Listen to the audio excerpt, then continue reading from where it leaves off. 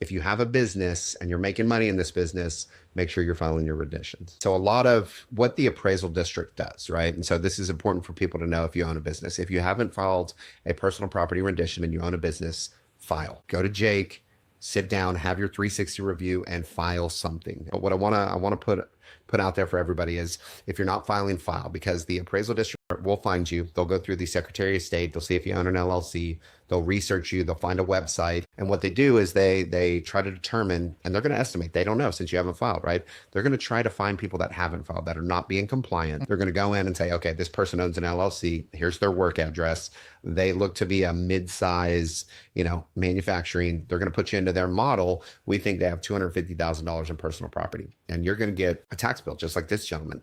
And if your website isn't up to date or your Secretary of State filing isn't up to date, they're going to send these notices to an old address.